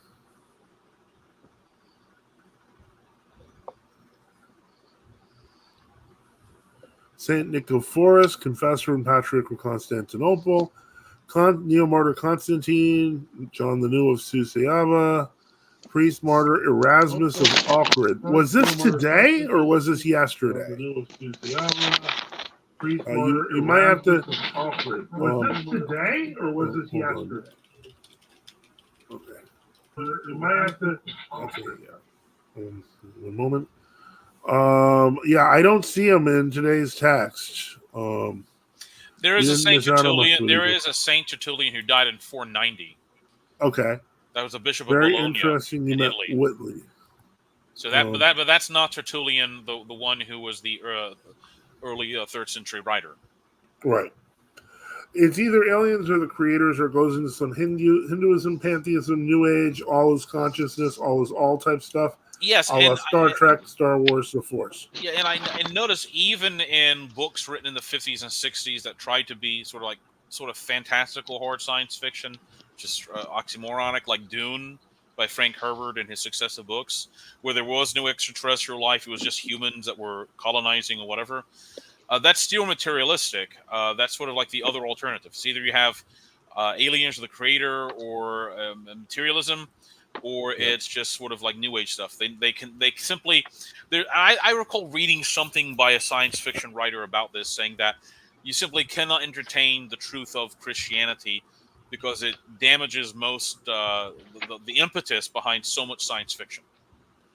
Translation, I don't like, therefore Christ Exactly. bad. Okay. Absolutely. Yeah. Did the East House have the same thing with veneration of Tertullian? Or I know the Clement of Alexandria cultus was done more so out of ignorance. Yeah. The East also Clement. Now, I think Saint Photius in his Bibliotheca.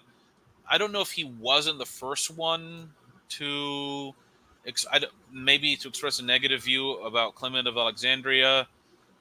There may have been some previous writers. So I know that there are some people that yeah.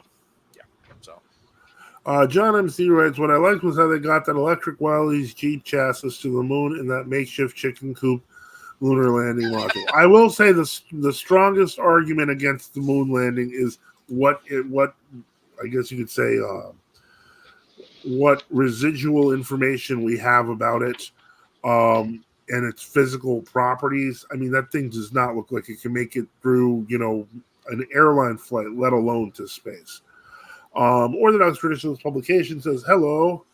Blue Hill says, probably a pigeon got squished on the aircraft's windshield. And then it says, paper was first introduced into Europe in the 11th century in Spain from China originally via the Silk Road to Constantinople. Liber in Latin means the inner bark of the beech tree, fagus. No, I know that, but what I'm saying is that even in the time of ancient Egypt, they have found remnants of paper being used for various things, but it was still cost-wise not worth it. In Greece, palm readings, coffee readings, tarot is fairly common. Also using healing witchcraft against Vascania. a lot of that's things that were condemned that have been condemned by the church. Yeah, you also for centuries. And you have to remember also, we're going to have to bring up a specific group. The gypsies bring a lot of that stuff too. Wherever they go, there's always the tarot card and the coffee readings, and that spreads with them because there's some. With all due respect for Vladika, I've met way too many white people into these things that I'm going to just blame the gypsies. Oh no, they do it too. But I'm saying, a lot of tarot. I'm just saying, it's not like the gypsies corrupted them. Gypsies have their own problems. I know that, but the point is, I'm not going to just say no. I have to disagree. It's not their. Gypsies get a lot of pain, a lot of flack. I don't think it's right. All right. Maybe they deserve it. I don't know. I just don't know. Okay, let me see here. But in any case, in Greece, a lot of those people are actual neo-pagans, and they're trying to bring back the old God. I mean, how many? No, they don't. Yeah. They don't go to church. They're pagans. Yeah. I mean, how many people doing that kind of stuff or going to church every Sunday or Vespers and things? I mean, none of them. So obviously, you're talking about corrupt folk ways, among other things. So yeah, this is mostly neo-paganism. Let me see here. Okay, that's addressing to each other. This is a kind of a sad face. I'm not sure what we did. Beech tree and book are etymologically related. I don't doubt this. What is the status on the new book? I saw a picture of a press copy recently. Let me see. Quinta, Feria, Thursday, Sexta, Friday, Pianitsa, Friday in Russian. St. Nikolai mentions Tertullian, the reflection in the prologue. Let me look at the reflection. Maybe that's why. I'm going to check the other. The reflection. For what date? Tell him to clarify the date. Yeah, I'm looking here. The reflection I have for May 20th does not have that in the reflection. It mentions St. Ambrose, Emperor Theodosius. We're going to have to give the link. We're going to need the link. That's all. The online version.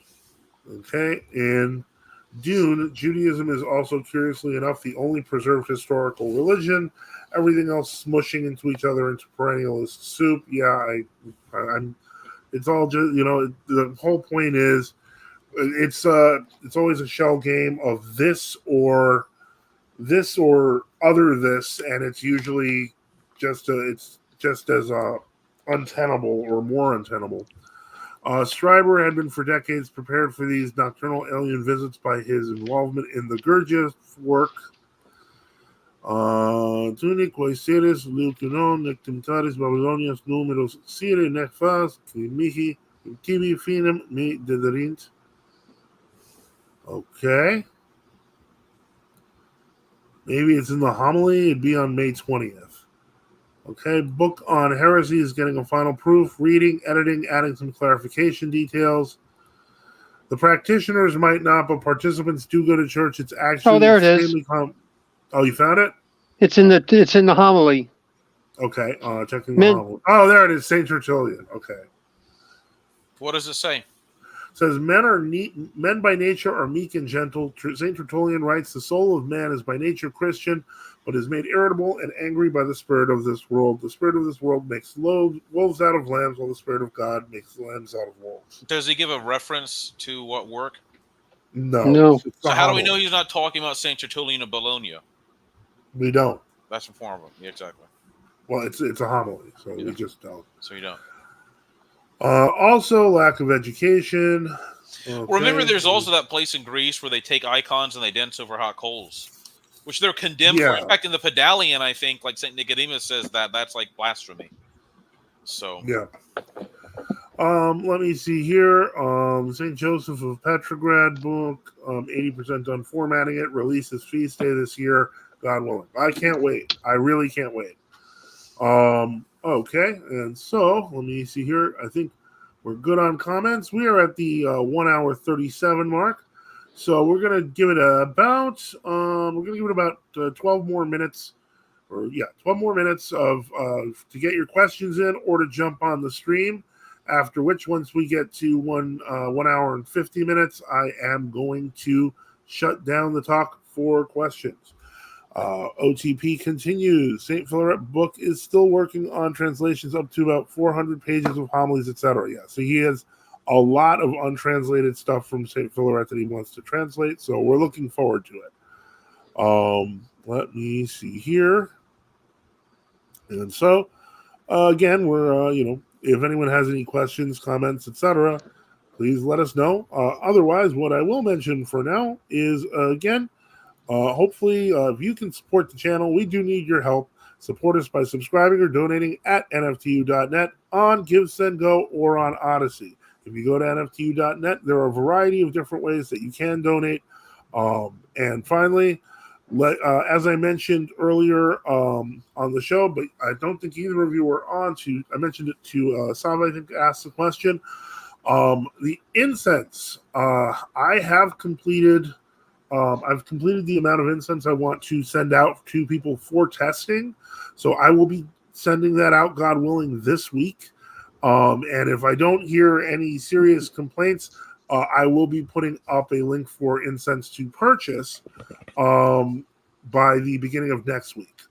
Also, there will be some more changes cosmetically on the Afrosinos Cafe. Take a look. If you want to talk about lost information, bringing back the cafe brought back information that it goes back to 1999 about goings on in true Orthodoxy that are nowhere else. I wish I could just post links. I don't think anyone but mods can do that. I want to post a link. You don't have to, actually. It should be in the description. I usually put that. It's one of the options I put in the description.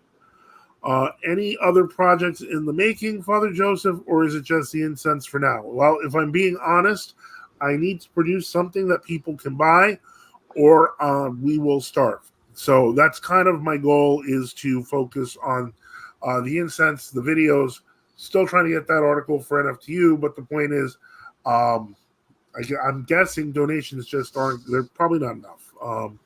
Also, don't worry, Father, if you send us some here in Louisiana, I'll make sure we get our toughest critics on the incense. Okay? Well, I don't know if that's a good or bad thing. But anyway, yeah, I was still planning on sending some to Father Mark. Then let me see here. Now, I should point out that the Moscow Patriarchate, what they said is they broke communion with certain Bulgarian bishops in their recent statement. Okay, and where is this? You have a link you can send me in the chat? If you go to the Union of Orthodox Journalists website, Let me see. Can you just copy the link and put it in the Yes, chat? I will. Oh, thank you. Okay, here is the link. It's in one of the articles. I can't. For some reason, it's not. I don't know. It's not going through. I can do it in the private chat. Maybe that'll work too. That's what I meant. Yeah. Oh, I'm sorry. Okay. All right. And it's one of these. Is it the first one here? This Bancheni Okay. one? Well, there's the Patriarch of Jerusalem meeting with a gay rights activist too. What? Yeah, that's the June 1st. Where's that? Go down to the left. You should. Hey, let's just share it to the screen. How about we do that? All right, that's fine. One moment. Okay, I'll do that. Oh, okay, you already did it. Okay, hold on. Okay. So it is the Bulgarian Church Schism. Go down. There's something sort of faith protection. It says Bulgarian Church on the brink of schism. Okay, one moment. You're pulling it up right now when you're doing it. Oh, I'm sorry. I didn't mean to interfere or anything.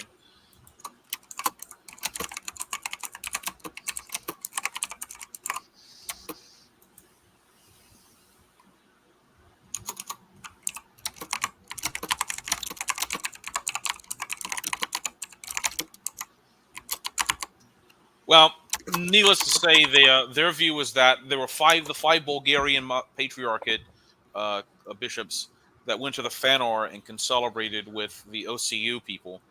Okay. The MP's version is that they celebrated with schismatics, therefore they entered in communion with them and become schismatics, therefore we can't do anything with them. The problem is that I think Metron Nicholas of Plovdiv, who was one of the ones who did it, is like the guy they think is going to become the new Bulgarian patriarch. So it's pretty much assured that they're going to enter into some sort of communion with the OCU, which is going to, just like the New Calendar Church agrees. I mean, and by the way, the OCU should really be called Ukrainian New Calendarists because they use the New Calendar now. Yeah. That way we don't really. That's an easier way to distinguish them. So that'll be a big. I mean, the world Orthodoxy situation is just one which let me just take it off the screen, where there's, there gradually people used to say, where there's, Ludika, you dropped off. Something unplugged or something.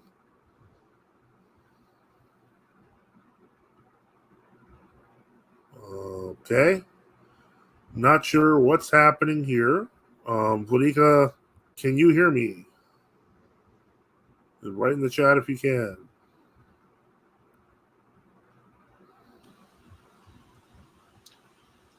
Okay. Hold on one moment. Yeah.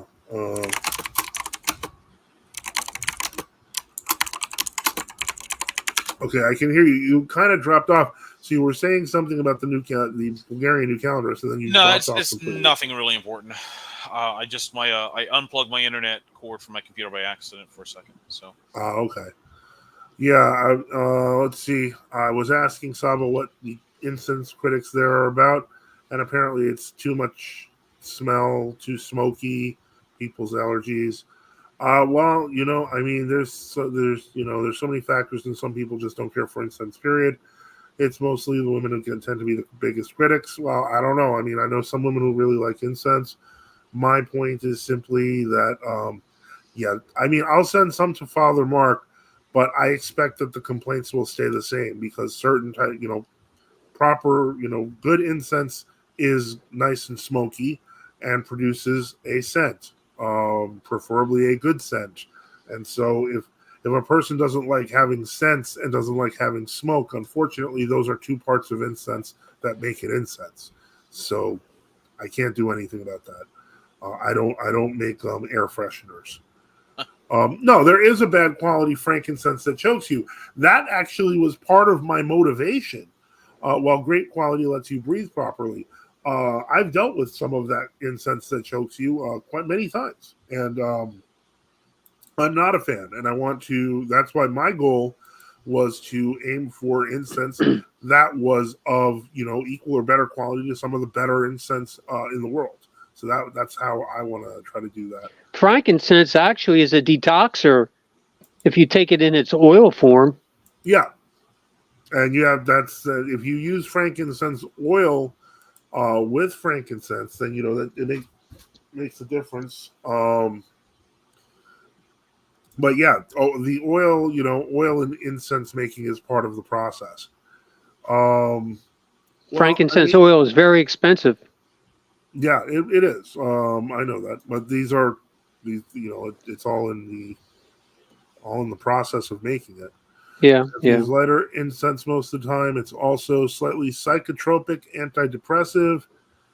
I mean, maybe I've heard this occasionally, but if I'm going to be honest, we've been having incense for decades, and I'm going to be honest, I have never had some deeply, I felt better, but I don't think it was because of the incense. I think it was because of the service, and I've never had some funky visions. At our parish, the people complained most were the conversos. They complained about the quality of the icons, the singing, everything. Kvetched. By conversos, you mean the converts? Well, they can always buy better icons. They can, I always say when people complain, buy better icons for the church. How about you learn how to sing better? Donate better icons. That's the solution. People can complain all the time, but it's about doing things. And that's the difference between talking about baptism and baptizing people. And that's why I keep on inviting people, if they want to talk about being received into true Orthodoxy, to see what we can do to help. Because, frankly, I like doing that, and I like seeing what I can do to help people. I know in some cases, I've been presented with some pretty big problems, particularly, I guess, in Africa, where there is a lot of confusion and difficulty, and you have safe countries, unsafe countries. I'm still trying to figure that one out, but eventually, the goal is eventually we will be able to reach out to people across all 6 active continents. So that's the goal. Conversos are Jews who converted, old Spanish expression. Well, yeah, I kind of figured that was what you were referring to. I didn't realize you were actually referring to it in the sense that they were former Jews. But unfortunately, there's going to be complaints. There's different types of people and different types of complaints. Yeah, the converts, mostly former Protestants, but it was mixed bag. You see, that's where I got confused, like Blue Hills. I was like, is he talking about converted Jews? But yeah, he was using converses in that jocular vein, Romanos. Okay. All right, so we are now at the 1 hour and 49-minute mark, and so I am just going to put up this lovely banner. If you do send in any comments or questions from here, I will have to address them next week. And so on it goes. So anyway, let's take a look here and see what else we've got. I'm trying to think if there were other questions referred to. Okay, in Poland, priest participates in ecumenical blessing of gay couples. They're actually in denial about this. Like now, like there's people saying that the Pope Pope Francis is super against the blessing of this. It's just like I'm just amazed at the level of cognitive dissonance among the Roman Catholic Church. They are very clear in terms of what they want to do, and then there's so much amazing legalistic backpedaling that ignores what they actually did. So, I mean, I don't. Well, remind people what they did. What was the recent thing? Well, that was Amoris Laetitia. Is that where they basically okayed? And I could be wrong here. Give me just a second.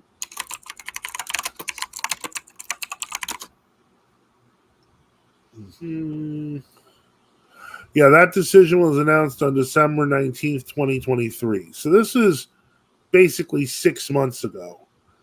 The Vatican declared the priests can bless same-sex couples, but not in any way that resembles a marriage ceremony. Translation: one guy shouldn't be wearing a dress. The blessing is not a validation of the union, but a sign of God's love and care for the couple. Blah blah blah. Pope Francis has been a vocal advocate for greater inclusivity and acceptance of LGBT individuals, famously saying, "Who am I to judge?" in 2013. This is the same man who, I guess, on Sunday supposedly said that something was horrible about, how could I possibly bless gay couples when in fact they've already done it and have been doing it for months. So, okay, let me just see here. Yeah, that's true. Did he really say that? I'm wondering if that was not an attempt to put out information. No, who am I to or did he really say what? No, the Forciagini comment about the seminaries. Pope Francis supposedly said, according to some source, that they had enough gays in the most of the RC seminaries were like were gayish. Faggots. Well, he said too many faggots. Yeah. Yes. That's what he said. He used the word faggot. Well, I don't understand his logic. His logic seems to be saying you can't have them in the seminaries, but you should still bless their unions. I think he was saying there was too much of it, not that he didn't want them. It's like like the seminaries were getting taken over by them, which has been the seminaries have been they've already been taken over. That's been that's for what since the 1200s. So yeah, I think he's just playing politics. He's just gamesmanship. That's sort of red meat that he can say some word, and like the conservatives would be like, "Well, he's really secretly on our side." Well, he does all this other stuff. Yeah, exactly. Yeah. And so the double talk goes on while they still do they've changed the policy of the the RCC. Okay, Frocha Gine. Okay, that's great. And so almost feel like being like, "Happy Pride Month, everyone." No, I'm just kidding. Celebrated a wedding yesterday between a man and a woman. Anyway, so and it doesn't Ticon. Well, we've got to deal with that at the next First Friday here in Lakeland. I'm just wondering what kind of response and action is going to happen. So anyway, Lakeland's becoming more progressive as the days go on. Oh boy, I'm sorry to hear that. Okay, I'll put that on the screen because it's funny. NFTU Pride logo. Yeah, never. There will never be an NFTU Pride. I will. That's funny because of how insane it is. No, that will not happen. There will never be a faggotry version of the NFTU logo. To me, it seems, Father Joseph and Father Boniface, that if you if you were to have Pope Francis blessing a homosexual union or whatever in St. Peter's Basilica, even if he were to do this publicly on live TV and give them communion and whatever, blah blah blah blah, that and they would, and then then the next Sunday he was to do make women priests and women bishops. There are still going to be people who are going to defend Roman Catholic papism, no matter what. Yeah. They're so committed to it. They cannot back down. They cannot admit the whole thing was destructive to begin with over 1,000 years ago. You're going to have, they're not. They do not have a theology or a policy of resistance to heretics. Because they say if you don't obey the Pope, you're a Protestant. That's all that they can only see, either papacy or Protestantism. That's all they see as the possibilities. Right. All right. They're so wedded to formalism. Exactly, and essentially that's what we call it papism. They're essentially wedded to someone calling himself the Bishop of Rome, who they claim is the earthly head of the church, and they cannot. And when you bring up like the Babylonian or the two popes during the 1400s or 1300s, that sort of doesn't play, which completely destroys their notion. I mean, that lasted for 70 years. There's really no possibility that they can see, to the point where many of these papists, it's like if you prove the papacy, papal centralism, and if you prove that that's not true, many of them almost act like you've proven that Christ didn't exist or something like that. I mean, that's how committed some of them are to the very concept of papacy, and it's very disconcerting and strange. And look where it leads. It leads to what we're seeing on the screen. Sure. Look at it like what we were saying in John chapter 4 there. They that worship God must worship him in spirit and in truth. Mm-hmm. And so they started off, Rome did, with the form, but then they just emphasized the form. And that's why I see in that church now, people just hold on to the form no matter what, and they don't think. I mean, that's that was sort of the issue that happened. I mean, look during the Reformation, to be an example.